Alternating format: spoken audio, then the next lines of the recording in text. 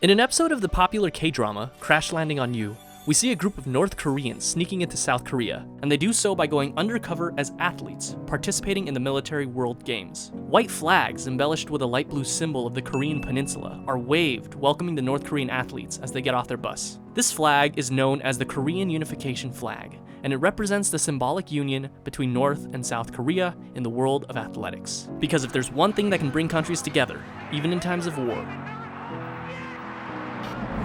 it's sports.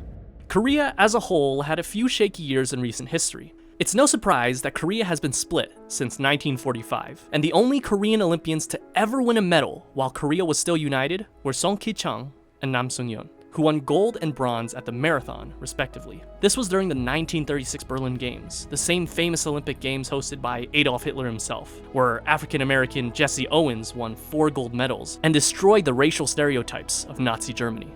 During these same Olympics, as these two Koreans stood on the medal stand, they cried. Not because they were overcome with feelings of joy from their victory, but because of sadness and frustration. The frustration that, while they won the gold and bronze medals, they did not win it for Korea. Officially, they won it for Japan, because at the time, the Empire of Japan was the colonial ruler of Korea. They were ashamed to bring glory to the conquerors they despised so much. They were forced to compete for the Japanese emperor in Japanese uniforms under Japanese names, Seonkide and Nanshoryu. The anthem that played and the flag that was raised was not that of Korea, but that of the Empire of Japan.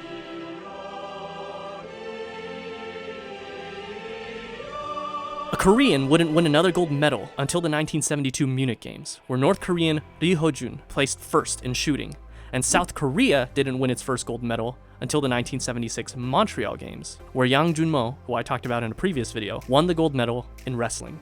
However, this victory was never forgotten. Song Ki-chang, despite being born in modern-day Sinju, North Korea, became a national hero in South Korea after its independence. He became a coach for many other famous South Korean marathon runners, and his story came full circle when, in the 1998 Summer Olympics in Seoul, he was given the honor of carrying the Olympic torch during the opening ceremony with the title 1936 Gold Medalist. Not a gold medalist for South Korea or North Korea, but Korea, Korea's first Olympian.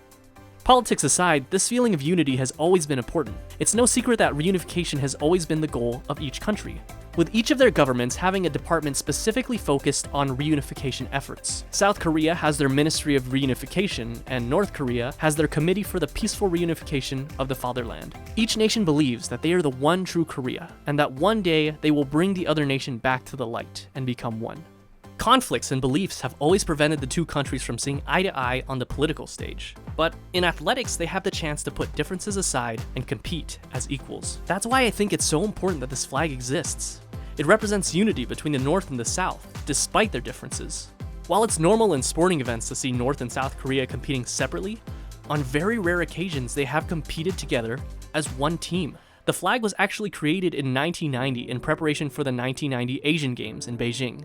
A plan for a unified Korean team was conceived, but never came to fruition. The first time in history that North and South Korea competed as one came the following year in 1991 at the World Tennis Table Championships, where North and South Koreans made up a men's team and a women's team. While the men's team was defeated by Sweden in the quarterfinals, the women's team made history and defied all odds by ending China's consecutive 8-win streak spanning from 1978 to 1989. This legendary team became the first team ever to win gold, not for South Korea, not for North Korea, but for an independent, unified Korea. The same year at the 1991 FIFA World Youth Championship, North and South Korea once again competed as one, but they were defeated by Brazil in the quarterfinals.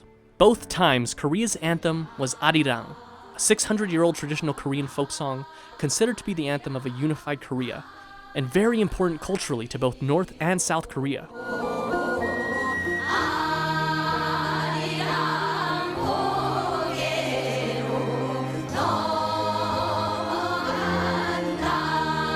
Feelings of unity were strong, but due to some government officials having strong feelings against the symbol of reunification, we didn't see this flag officially used in a sporting event again until much, much later.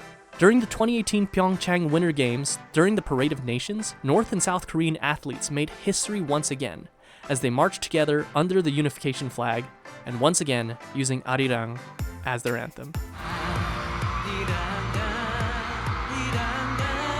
However, this was nothing more than symbolic, as North and South Korean teams competed as separate national teams for every sport like usual. Well, every sport except for women's ice hockey. This was the first and only time a unified Korean team was fielded for the Olympics. 35 athletes, 23 South Koreans and 12 North Koreans. Unfortunately, they ended up not winning a single game, scoring only a single goal and placed 8th. The same year, under some bizarre circumstances, the International Table Tennis Federation allowed North and South Korea to field 2 separate teams for the World Table Tennis Championships, but then later allowed them to combine the teams for the semifinals. They won the bronze medal.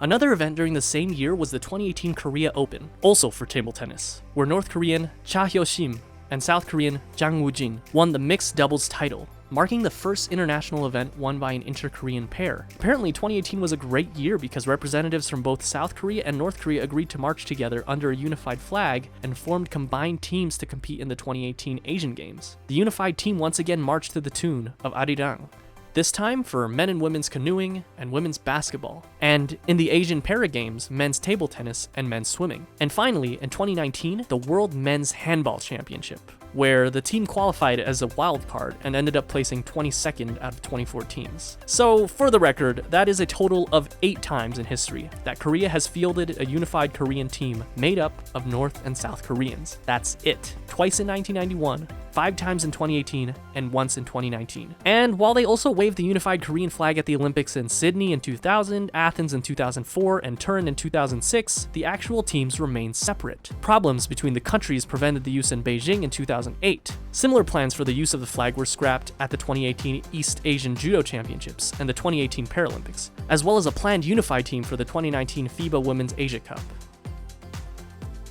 Well, what about today?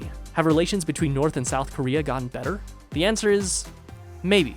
There have been some very historical firsts in recent years. The first time a North Korean leader entered South Korea, met with South Korean officials, Kim Jong-un met President Moon Jae-in, a North Korean leader meeting an American president, propaganda on both sides stopped being broadcasted, a pledge to work together towards complete denuclearization of the Korean Peninsula, agreements to work together to connect and modernize railways, a restoration of full communication between the two militaries, South Korean trains passing the DMZ and stopping at the North Korean train station, reunions of families that haven't seen each other since the Korean War. A South Korean president gave a speech in North Korea to the public, and as a qualifier for the FIFA World Cup, the first football match in 30 years between North and South Korea taking place in Pyeongchang. And heck,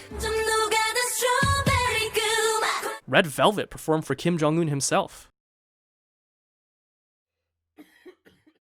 When President Moon Jae-in's mother died on October 29, 2019, the next day, Kim Jong-un sent a handwritten letter to the president expressing his deep condolences and consolation. For all intents and purposes, it looks like, despite their differences, Kim and Moon have a close, professional, and respectful relationship. It looks like things will get better, and I'm sure we're all hoping for the better. But the past has proven that the things that the supreme leaders of North Korea say and the things they do don't always match. So who knows if we're closer to reunification today than we were 20 years ago or even 30 years ago.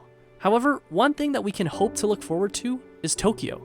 Currently in the talks for the International Olympic Committee is whether or not North Korea and South Korea can field a unified Korean team for the Tokyo Games, something for which the Olympic committees from both countries are actually striving heavily. The formal request sent to the IOC is for judo, rowing, women's basketball, and women's hockey, but the talks are still ongoing, which leaves the door open for the possibility of additional events. While no one in the entire world can answer the question of if or when Korea will be reunited, it seems like the two nations are becoming more open to the idea of a unified Korean team more today than ever before. We can all expect to see those Korean athletes side by side marching and competing together under that white flag next year in Tokyo. And who knows, maybe one day our children or our grandchildren or our great-grandchildren will live to see the day the two Koreas become one. And maybe one day, Crash Landing on You, a story about putting aside differences and coming together, will be analogous not only for two star-crossed lovers, but for Korea itself. Who knows?